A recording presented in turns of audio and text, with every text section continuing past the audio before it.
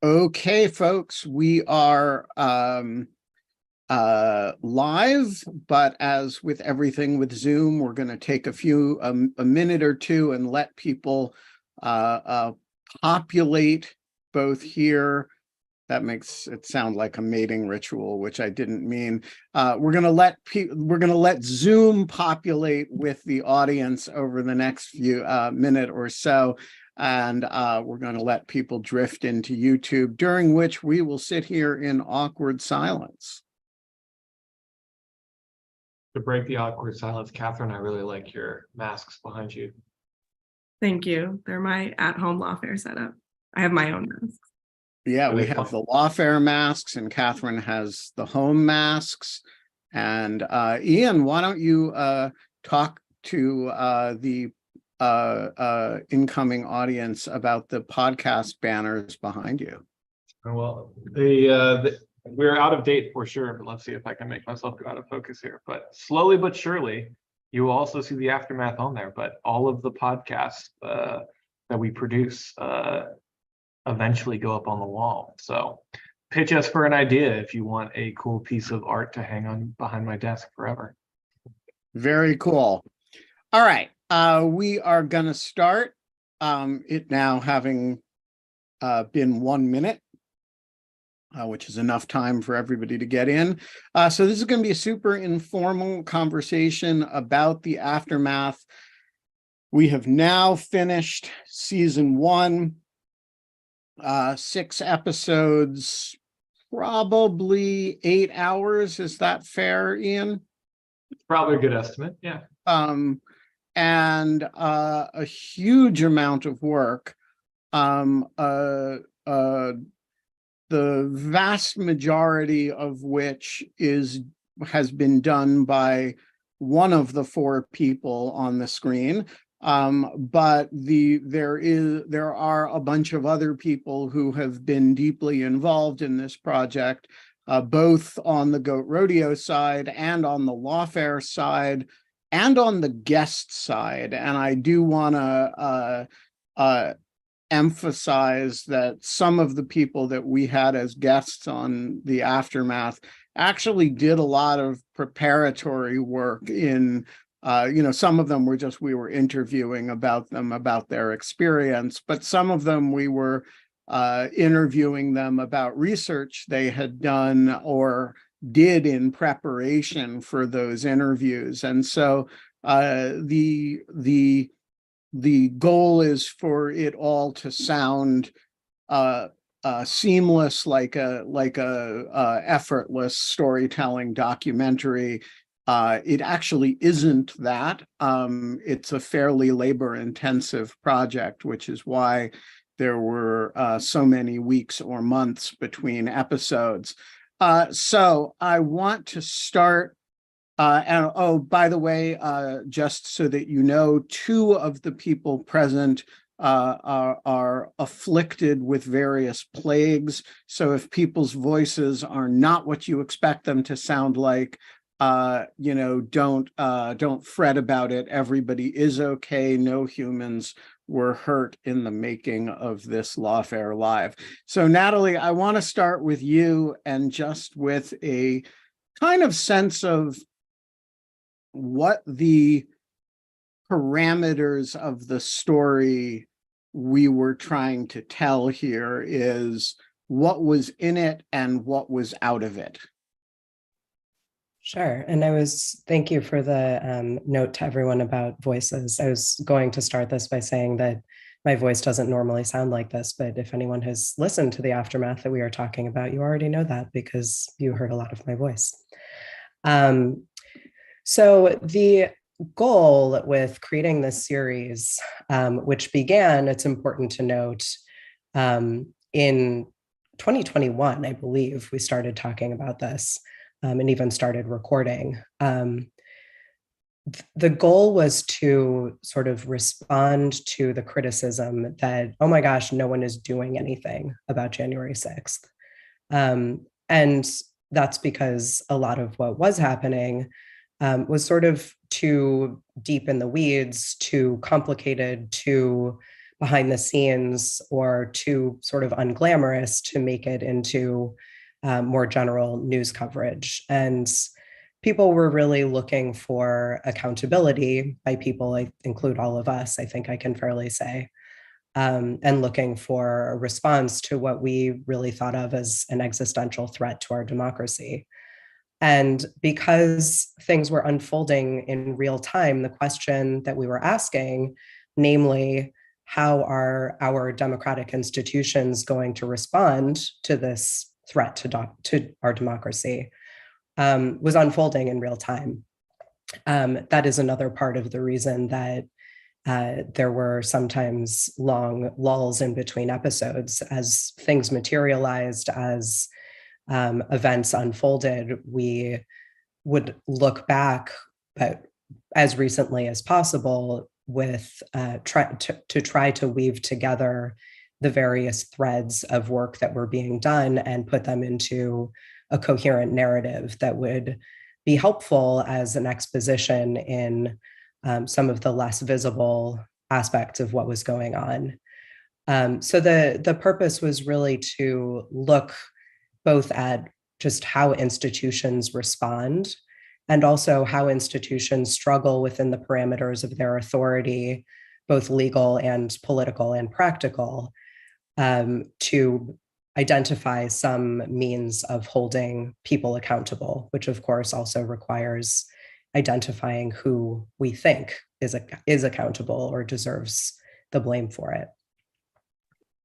So Ian, you have produced a lot of podcasts, and for those who don't know the podcast or radio production business, why don't you start by telling us what that normally involves? I want to get to the question of how the aftermath is different from other stuff that you do, but what's the bread and butter of what Goat Rodeo does, other than, producing what is involved in producing the Lawfare podcast, and what's involved in producing some of the other more ambitious narrative podcasts that you guys do?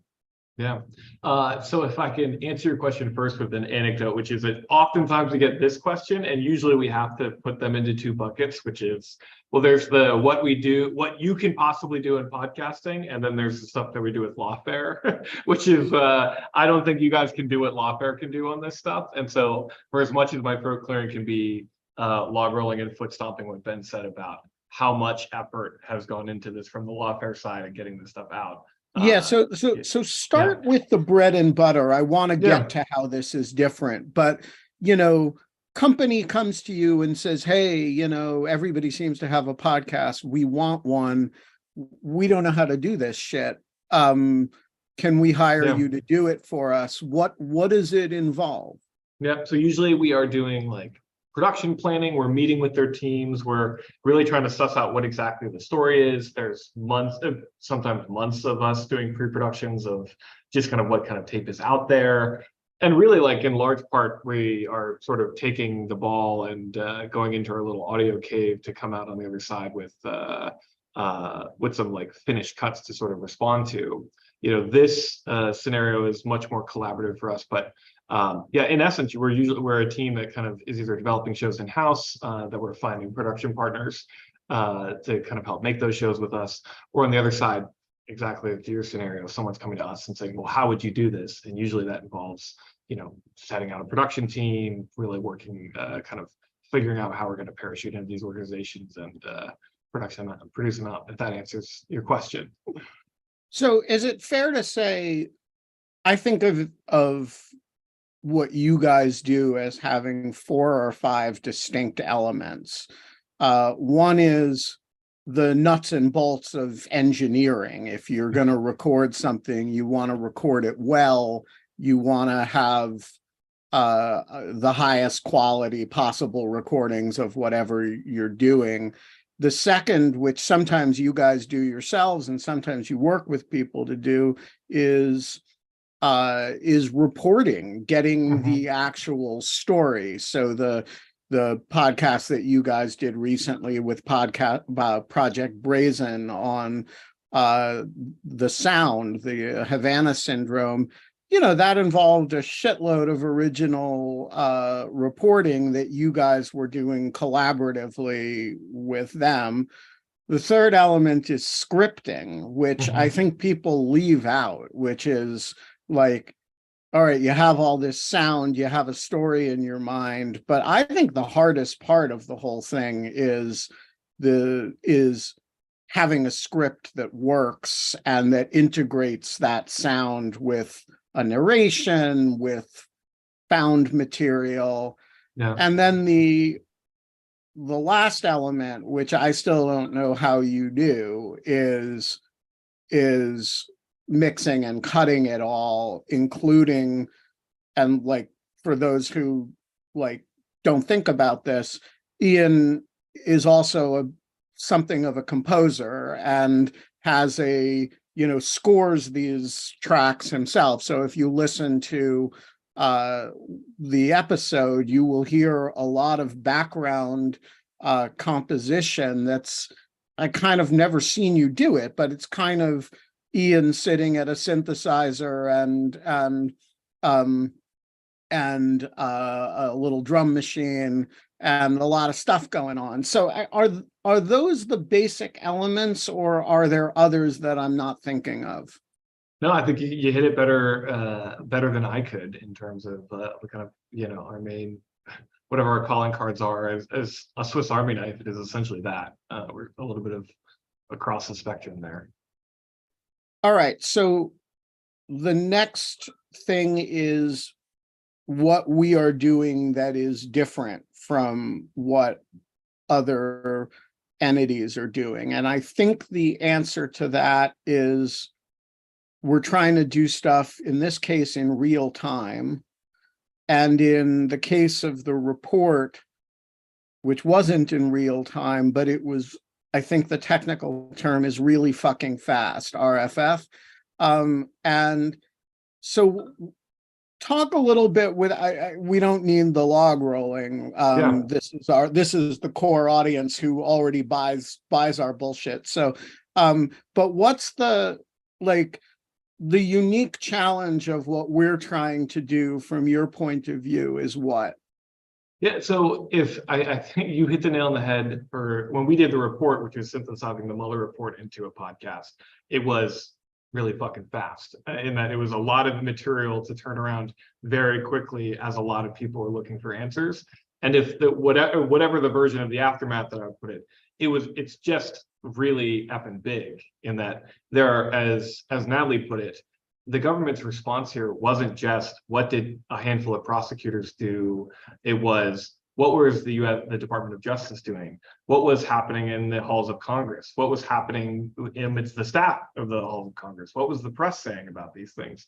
And it was, the ambition of it was that it was is by far the like lawfare spark, that is, someone needs to be doing this, and then we don't see a lot of incentive for anyone else to be doing this, and we can do this because we can bring these parts together. But the biggest piece of this was really just trying to map out, to get enough people in the lawfare orbit, or in some ways bringing people outside the lawfare orbit, to just set for the record and get all this tape together so that they'd be able to start. We could synthesize that into these different composite chunks, which is, even if it was just to make an audiobook or just throw all this stuff arrayed onto a script, would be one thing. But Natalie's work on really trying to tie these pieces together, the research that Katherine was doing there, where it was a lot of disparate parts, and trying to narrativize that on top of all of the news gathering side, is always the mission impossible every time, but it came out great.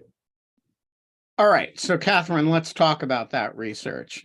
The way this process basically has worked is that we kind of loosely decide what an episode is about and what time period it's going to cover.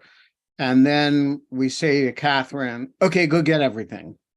And Katherine kind of scurries off, and we build this Google Doc that eventually evolves into the script, but that starts with just a huge amount of material.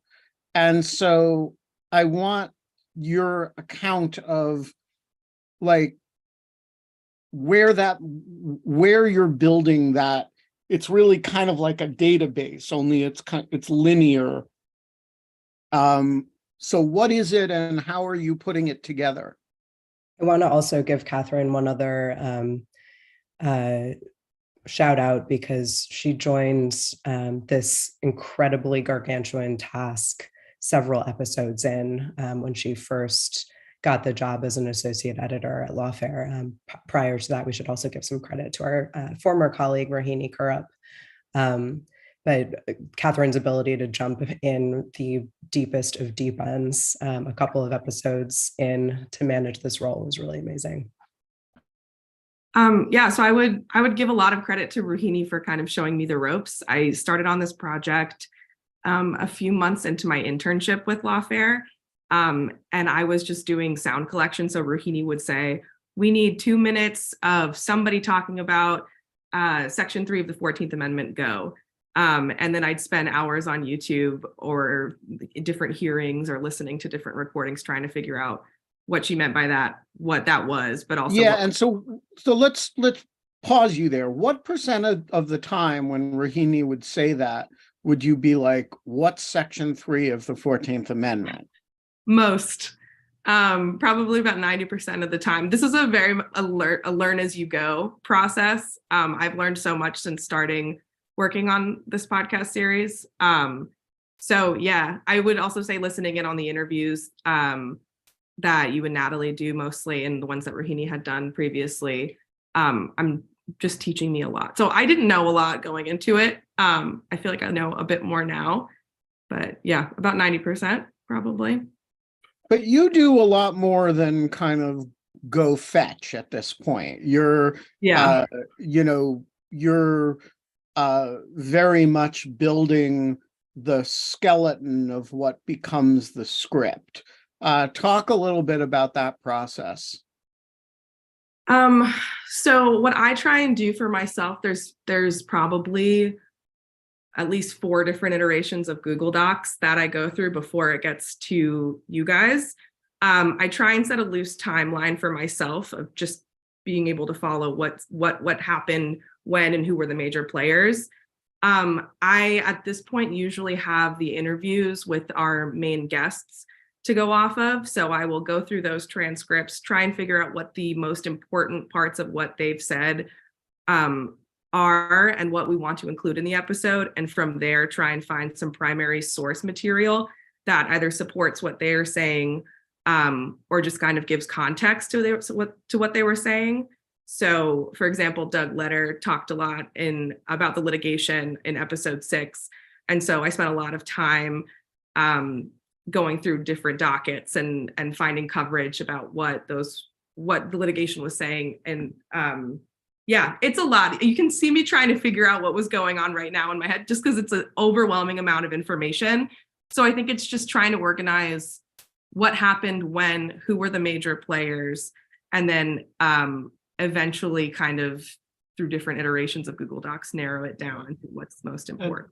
And I would also say, Ben, I think another kind of undersold part of this project is how much problem solving there was to do from Katherine, Natalie. They're like the Lawfare side on the research, which is we're talking about active cases that are being tried by the DOJ, and getting people within the government to speak is nil. In some ways, you're trying to get people to go on the record who've never been on the record before about certain things, and trying to figure out how you're able to get people to get on the record talking about these cases, even to how do we work the 14th Amendment into this conversation, was in its own self a very difficult task in and of itself. Right. There's a real explanatory challenge. You can spend the whole hour or hour and a half of an episode explaining the terms you need to tell the story that you want to tell in the episode. But then, of course, you've created a glossary for an episode you haven't created.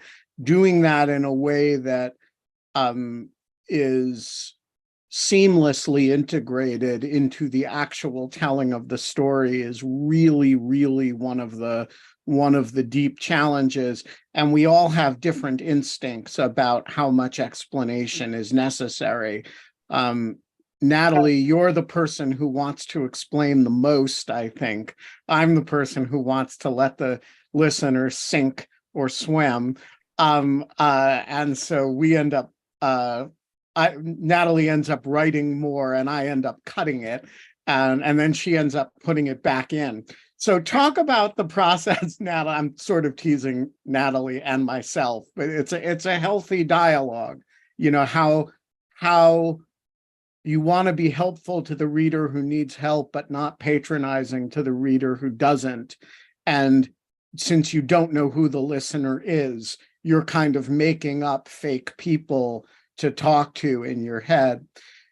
So Natalie, talk about the process. So now we have a script that's not a script really, it's a list of sounds that's roughly in order of the story that we have mentally mapped out. Talk about the process of taking that set of sounds and figuring out who we need to interview, like what are the voices that are missing from those sounds, and what is the voice that you want to have as the narrator in that process. Yeah, so I was actually, and maybe Ben, you can go next, because I was going to say, and that the thing that you really bring to this whole process is an ability to turn all of this into a compelling narrative.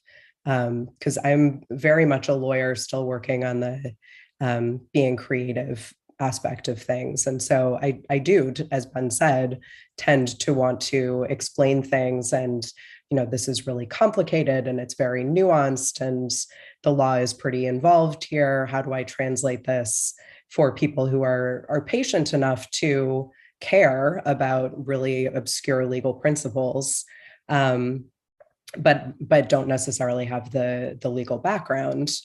And Ben comes in and makes it into a much more interesting story rather than a sort of seminar that I would be able to put together, should anyone be interested in a seminar. So I guess I'll go first, and then Ben, I'd love to hear your piece of it. I think when thinking about who to interview, one of the guiding principles, I think, is who is going to be able to, in relatively concise terms, but also with a unique insight, explain complicated principles or bring out something that our listeners may not already know about a certain event. So, for example, for our second episode, which focused on the impeachment of Donald Trump, we were able to get Jamie Raskin, who has done interviews talking about the impeachment process, but really did so mostly from a political perspective, as that is what newscasters were asking him about at the time. And also had David Schoen, who was one of Trump's attorneys during the proceedings, who had not been interviewed at all prior to our snagging him. But even with Congressman Raskin, we were able to really dig in with him on the 25th Amendment question, which is something that he, as a constitutional law scholar, had been long interested in. And, reporters hadn't been asking him about it because it's really nuanced and complicated and wasn't going to go anywhere. But we thought, as Lawfare, we got to spend some time in the weeds in complicated legal principles. And so we got him to talk about that in addition to the aspects of the impeachment that people were already aware of. And I think that was an exciting little piece of it for all of us. And similarly, in other episodes, we would try to find someone who could provide a unique vantage point on something that was already very well known, or alternatively, someone who was deeply knowledgeable about a complicated issue and would be able to talk about it and summarize it so that you didn't only have to hear from me as narrator. So Ben, how did you make all of that into an interesting story that people would not fall asleep during? So first of all, I didn't. I mean, you guys did a lot of that. By the time this comes to me, it's a proto-narrative already. Everything's ordered roughly in the order that it's going to go. And so some of the storytelling has been done by the structure of the order in which sound appears, and my job is kind of to put on my Ira Glass hat, and to say, or my Jada Bumrad hat or something, and say, think of this from the point of view of somebody who's expecting like a Sarah Koenig episode, right? Somebody who's really looking for a narrative, not, as Natalie says, not a lecture, not a seminar, and you know, kind of beat it till it confesses as a story, and give it a, you know, make it speak in highly narrative terms. That means ask yourself at all points, what happened next, rather than what does the listener need to understand, rather than asking somebody, you know, dissect your argument for me. The question is, or, you know, what was the argument you made? You're asking, what did you tell the judge, right? You want it in very active terms. You want it in terms that are going to follow one another, not as an argument, but as a story. And the difference between the two can be very subtle. It's not always obvious how you put something like this together as a story. And that's what makes these episodes, I think, extremely hard. They're one of the harder projects that, they're much harder than the report, actually, because the report, Bob Mueller did that work for us already. We kind of decided, okay, this episode begins on page 396 and it ends on page 438. And you're telling the story that he's telling. And sometimes that's really hard, but sometimes, but the narrative construction has kind of already been done. Here, the narrative construction really hasn't been done. And so what shows up on my desk is a pile of narrative Lego pieces, and some of them are quite elaborated. Like there's a, you know, a big disc that's clearly the center deck of the USS Enterprise, but the battle, you know, the rest of the ship is not there. And so you're trying to take those pieces together and build a script out of them. And let me just say, you know, I learned how to do that from Ian. You know, when we started doing the report, I was not in a position to, you know, Ian had all these terms in script writing, like that would be like, okay, we're going to have a cold open on, and I would have no, like, but it is a mode of thinking, and it's a mode of thinking that can be applied to issues as well as to, you know, things that we more typically think of in story terms. All right, so I want to stop talking now and have you guys talk more, because I did not appreciate your turning the host tables on me, Natalie. I So do Ian, I'm in the habit of it. Oh, there is one other thing, though, that Katherine, why don't you address this, which is, Natalie alluded to it a bit, but which is choice of guests. In each of these episodes, Natalie is the narrator, but we actually have surrogate narrators for a lot of the story. Talk a little bit about, in some of the cases, they're participants, in some of the cases, they're journalists. Talk a little bit about the process of deciding who's going to tell this story. I think that one of the biggest things that I've learned came out of, for those listening, Ben sat me down a few months ago and gave me a master class that he had learned from Ian on script writing, and told me about different pillars of what you need in an episode and the connective tissue that gets you from pillar to pillar. So in choosing, as Natalie said, in choosing who we wanted to interview, it was a lot of who was there, who was telling the story, who were the behind the scenes people that you haven't really heard of. And then in choosing to feature which parts of the story that they tell, another thing that I learned in Ben's masterclass is, with so much peace and love to Natalie, we want as little Natalie voice telling the story as possible, and only Natalie kind of coming in and offering the support and connective tissue that the primary source or the people that were there either didn't mention, or that stuff that the listeners need to kind of make that connective tissue between what one person says and what another. Just to be clear, this was not a point about Natalie. It was a it was a point about the narrative voice being as non-obtrusive as possible and doing as much storytelling as you can with sound. Yeah. I could listen to Natalie's voice all day myself, but oh, absolutely. Yeah, but I think that, and I think Natalie did a wonderful job of doing that as well.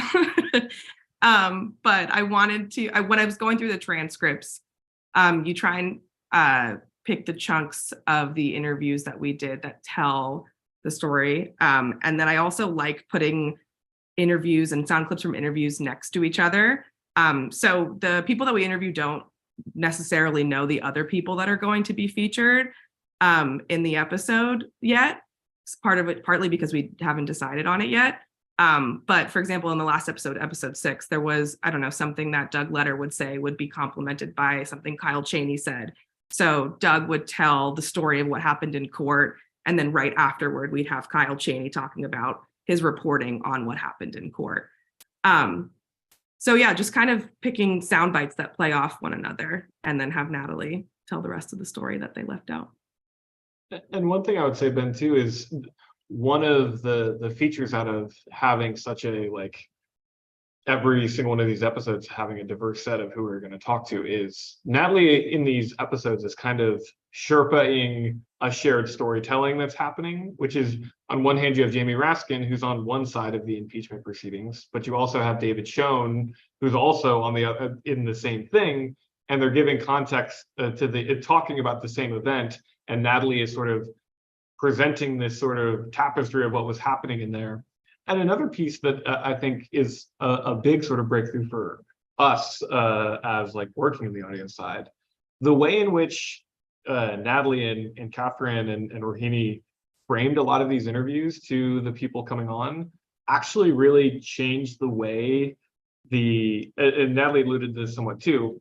One, that you were talking at length for as long as people wanted to, specifically that we're trying to get them to talk about things like the 14th Amendment. And we'd be learning new parts and wrinkles to this story that just weren't, we didn't even know to be looking for them. I mean, they're all, I mean, Natalie and has them, you can list them on more than two hands, but by framing these conversations with, like, we already got all the what happened, how did you feel, the political conversation out of it, but what were you thinking when this procedural thing came up, was a really fascinating way to get a part of the story that people just weren't being asked, the audio didn't exist or the story didn't exist because people just weren't being asked, right? Yeah, it's a really important point. When you're doing these interviews, there's the set of questions you're asking because you want to get on the record in their voice the things you already know. And then there's the set of questions that you're asking because you have no idea what the answer is. And the gems, there's a huge amount of wasted time in asking those questions because the answers are boring, or I never thought about it, but the gems are also coming out of those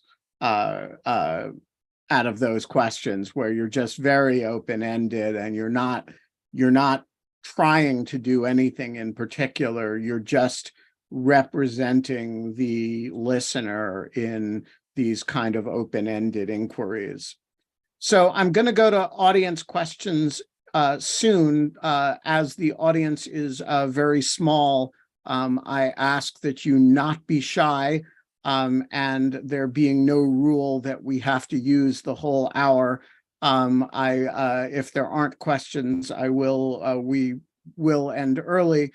But before we go to audience questions, Ian, I wanted to ask you about the process of scoring something like this.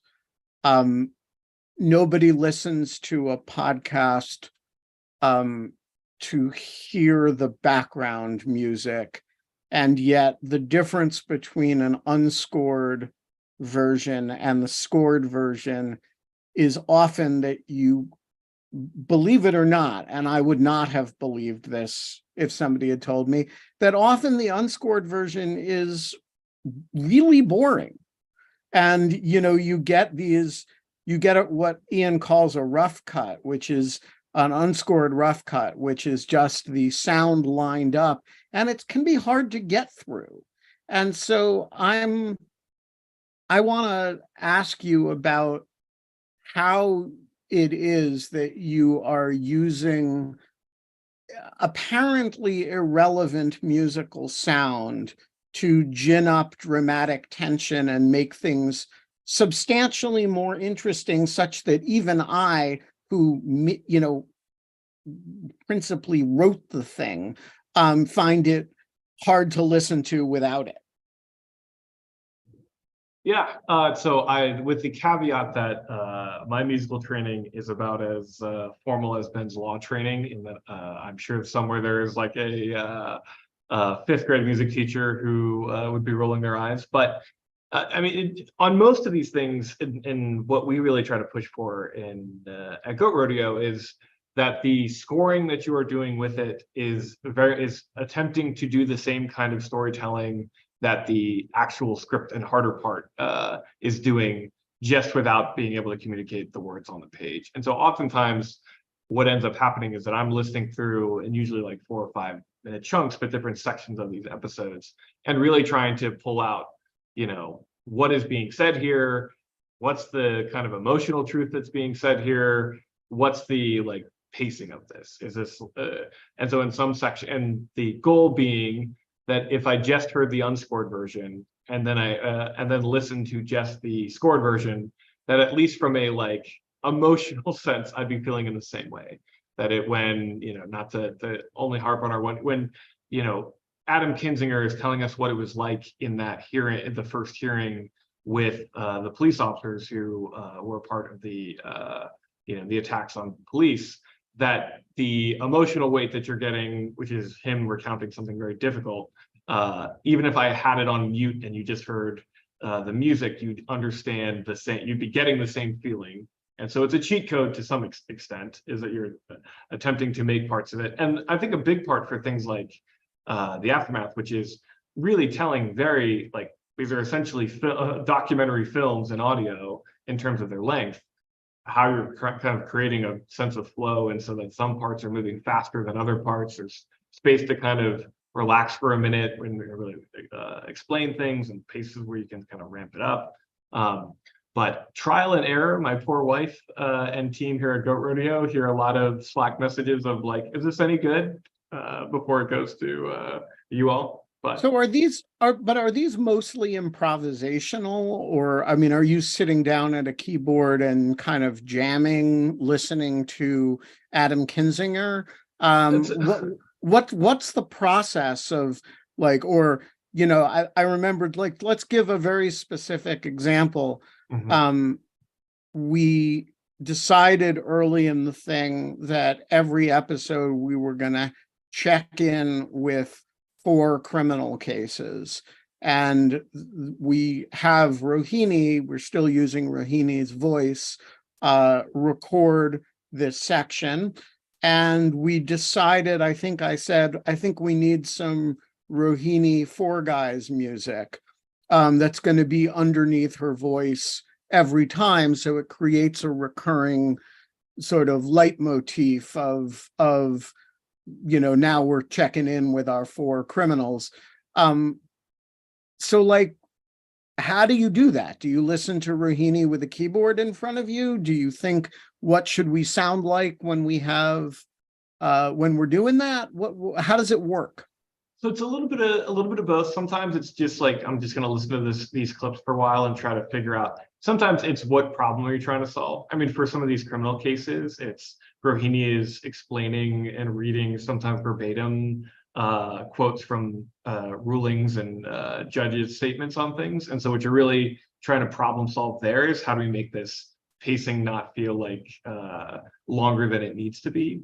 And then it really is, we'll just have Rohini's audio playing. We'll start with some drums to set a tone there, and then a little bit separately of, what are we describing? And for Rohini's theme under the January 6th participants, you're a little bit trying, you don't want it to be like Mission Impossible dramatic or overhype thing. You're trying to, and so a lot of trial and error, but I think it really starts with, like, okay, we're going to listen to this.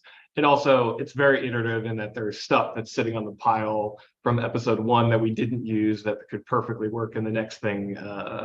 And so it sort of compounds on itself.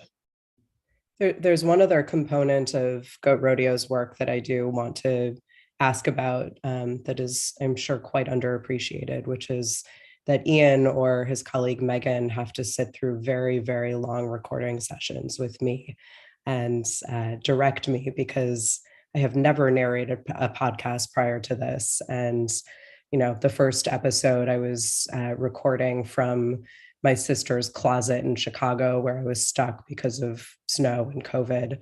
But it really is a feat, I think, to direct how something should sound, not only so it's comprehensible and clear, but also so it's sort of sufficiently dramatic, not in the sense of melodrama, but in the sense of, this is a story, not a lecture, again, without having the sound that gets woven in afterwards, right? We don't sit through recording sessions with the sound that's going to fill in between the text that I'm reading, although we do have indicated in the script that there will be sound between this paragraph and that paragraph. So it's a really impressive feat. And Ian, I'd love to hear anything you have to say about that process as well. Well, for those that can't see the studio behind me here, when we're recording stuff, we're sitting in a booth and drinking coffee. Natalie is having to speak for 3 hours straight. But she is underselling how much work it actually is for Natalie especially to give an anecdote. That first recording, we are really trying to make sure that around the anniversary of January 6th that we had an episode to air on that side, and it was Natalie being in a hot closet recording, getting her first crash course in high quality microphone recording on that side. But I think in many ways, the Lawfare team usually makes it easier for us, because there's on one component there is, yes, the like storytelling part of the narration, and we're trying to get the like drama version out of this, but there's a much very deeper and more important side, which is, did we say the thing correctly, and is that what we actually, is this a senator on the House, is this a member of the House Financial Services Committee, or this whatever? And those people and Lawfare crew, Natalie especially, would catch that 9 times out of 10 before we would. But to your question, Natalie, I think a lot of it is you're trying to be a mirror for the thing that you're working with here. So like in many ways, the way how this stuff really starts to shape from a narration perspective is us reading that script and telling you what we think you're trying to say, and then attempting to keep getting closer to that. And it's sort of I wonder how long if you strung all the hours together, but it's about a 4-to-1 ratio of how much narration time is in the episode versus how many times we're kind of retaking lines. But it really does, I think that kind of work, a good narrator, of which Natalie has done a great job, pays dividends, because it's the reason why people are able to be with an hour and a half audio doc. So, all right, Auntie, your mic is open. Thank you. So what were the biggest surprises and challenges you encountered when you were working on the series? All right, so I think the answer, you're going to get 4 different answers to this. Katherine, what was yours? Mine was largely learning the law while trying to explain the law. So Natalie I message Natalie and Ben a million times a day while trying to write the first iteration of the script, asking if what I'm talking about makes sense. And I think one example that comes to mind is Natalie asked me to find out how many defendants the Justice Department had charged as a result of the attack within a certain time period. And I came back, I went through the records and was counting each person, but then I thought to myself, when does somebody become a defendant? Do they have to be arraigned to be a defendant, or when they're charged, are they a defendant?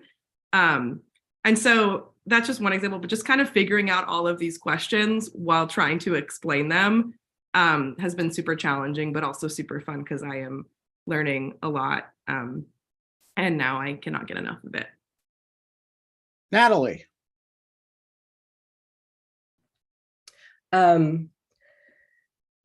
So I think one of my biggest surprises, I suppose, was figuring out, as I was alluding to earlier, how to make all of this into a story. So as I am also, I'm a lawyer, sure, I went to law school, I practiced law for many years, but do I know the intricacies of the 25th Amendment? Absolutely not. Do I know all of the nuances of executive privilege? Do I know the details of Senate procedure for voting in an impeachment proceeding? No, I mean, there's just a ton of law to learn. And I think sometimes the process of not diving in too deep and not wanting to explain too much of the nuance and making it into a compelling story for people who are not as nerdy as I am and interested in getting into the weeds was really difficult. The other piece of it that I think was challenging and surprising how challenging it was the fact that we were doing this as things were unfolding. So telling a story without knowing how the story ends is really, really hard. I mean, one thing that I sort of enjoy giving as an example, because it was quite successful, is that, we were putting together episode 1 in the fall of 2021. And we had charged Rohini with finding 4 criminal defendants who would represent different tiers of conduct, because we wanted to prove the point that different defendants were going to be charged differently, and the way that their criminal cases were going to proceed was going to vary quite a bit, based in part on what their alleged conduct was. And Rohini went and did a ton of research. She found 4 interesting characters whose cases we decided to follow. And the person whom she had identified as having committed the most serious conduct, a year later was charged with seditious conspiracy, and just recently was convicted of seditious conspiracy. We didn't know any of that when we first picked him as one of our criminal defendants. And likewise, we knew that we wanted to do things like focus on what Congress had done that wasn't the impeachment and wasn't the January 6th committee. We looked at a ton of different hearings. We tried to figure out what different committees were doing, but a lot of that can be very hard to track down. And a lot of it was going on still while we were putting that episode together. And I think, it is also worth remembering that for the vast majority of these episodes, when we were working on them, the January 6th committee didn't even exist yet. So I think we made this point in episode 5, where we talked about the January 6th committee, the creation of it.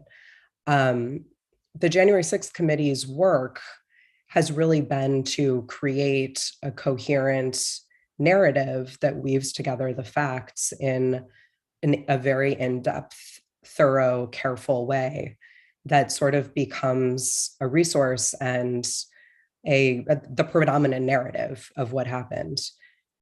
We didn't have any of that for most of these episodes. We were pulling from research that included legal research and primary source materials like court filings, like Katherine was mentioning, but also the news. Read all of the news about this thing that happened, or read all of the news and figure out what things happened that were off of people's radar.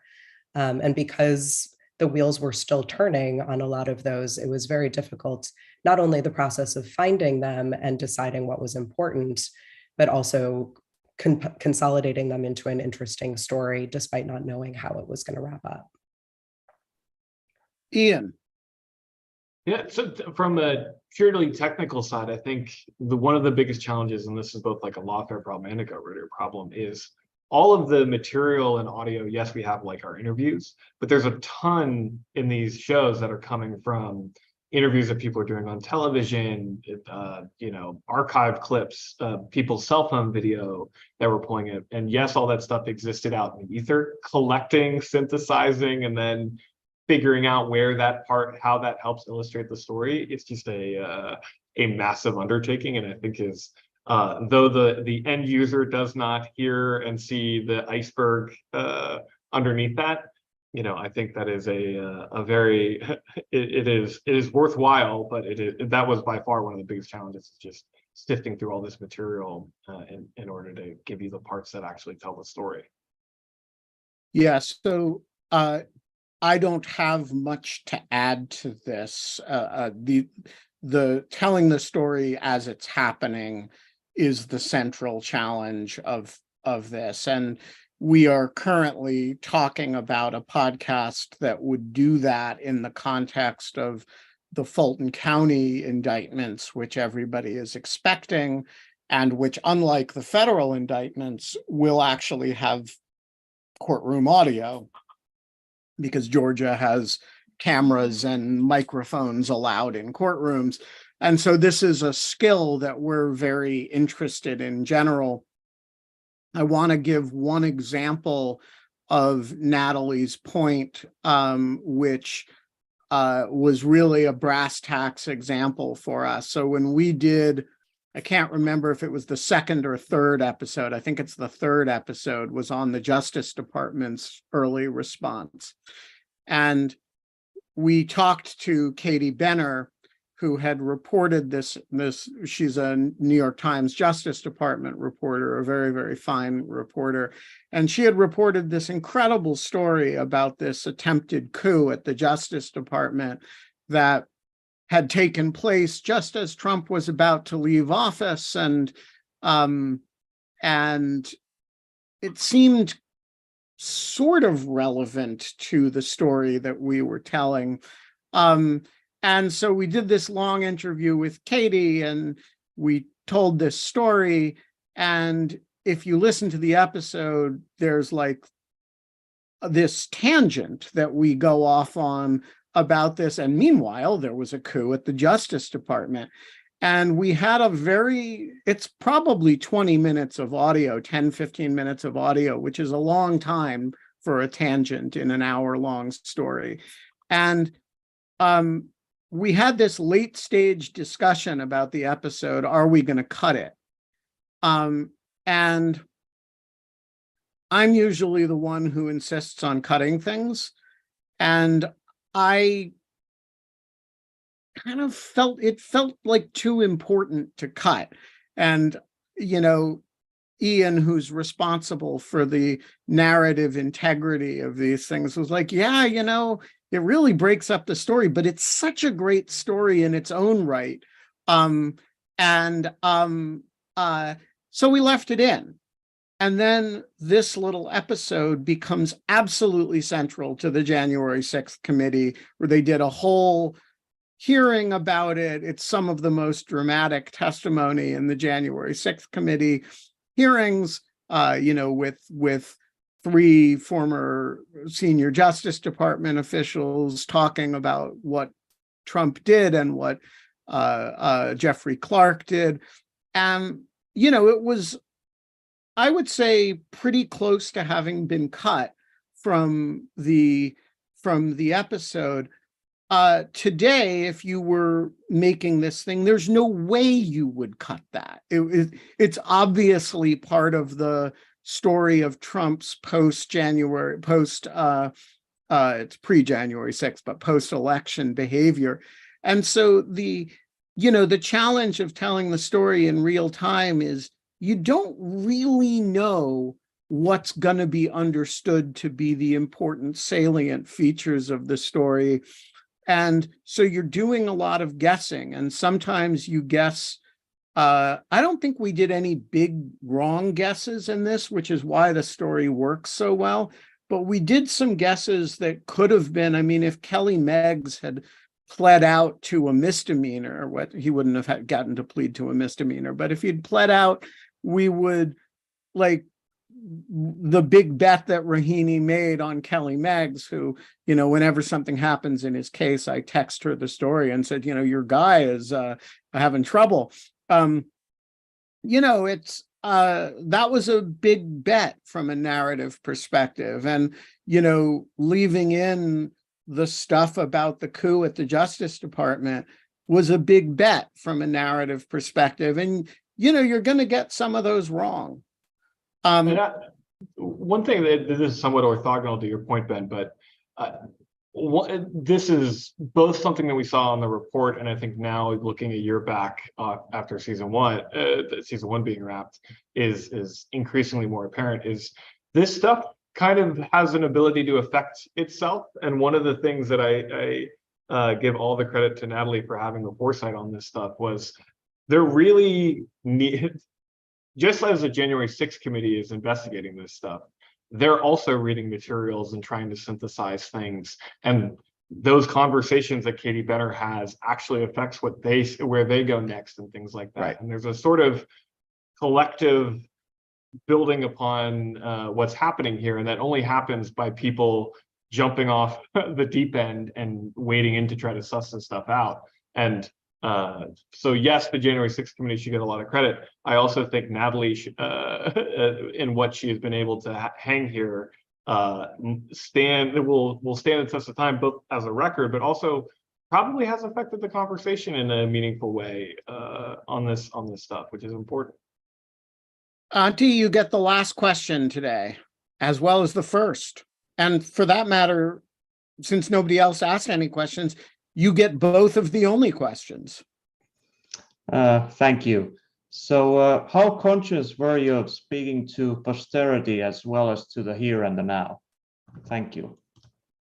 So I will take that. I don't think we are looking to posterity. There may come a time when the podcast form becomes a way to speak to posterity.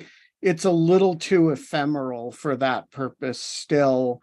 I think what we're trying to speak to is the people, and I think this is the vast majority of people out there for whom January 6th and the post-election period is a it is a giant cloud of facts that's completely unorganized and is a sort of morass of confusing facts and claims about those facts. And this is an effort to organize them in a fashion that's highly accessible, but also highly accurate. We have no interest. We're not telling stories for the sake of mythology creation, right?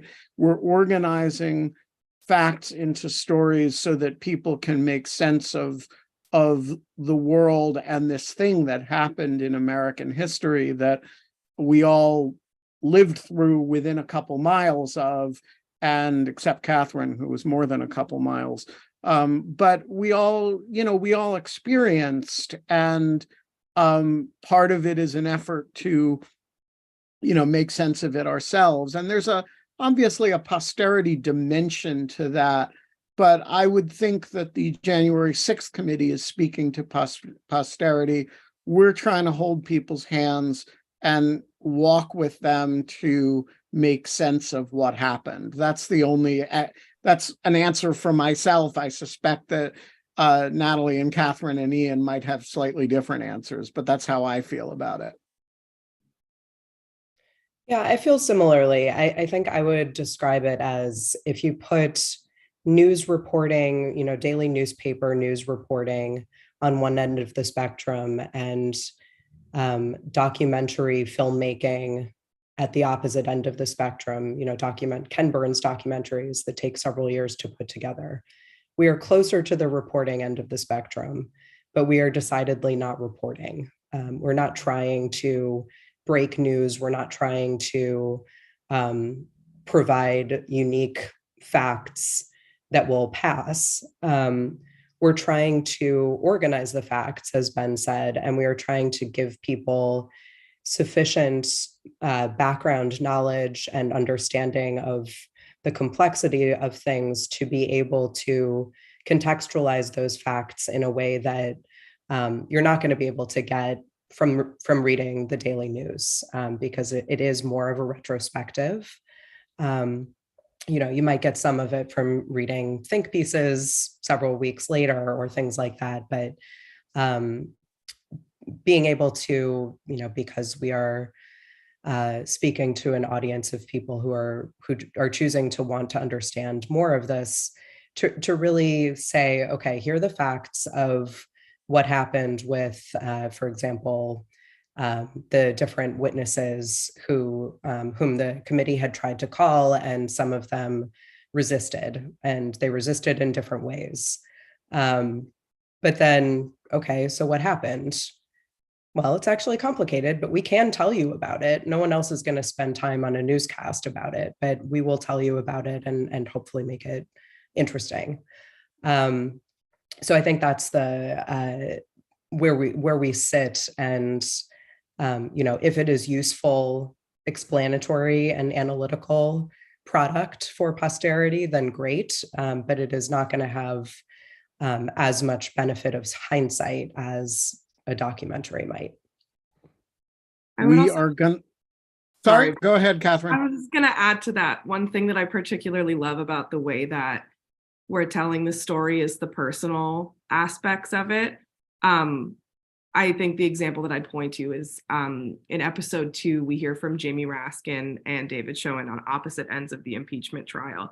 And they're telling the story. We know what happened. They're retelling that story, but they're also telling it through a lens of both of them going through periods of grief by losing family members that were super close to them. And they talk about how that impacted how they were thinking and feeling. And I think that carries through in all the episodes in our interviews. So retelling the story, but with from a different perspective with a lot more of a personal touch is what I think we add.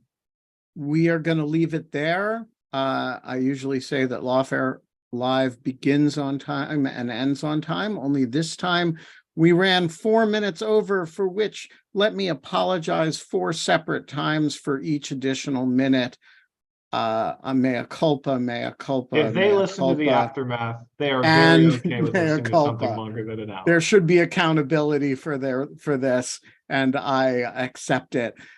We will see you next time, and thank you all for joining.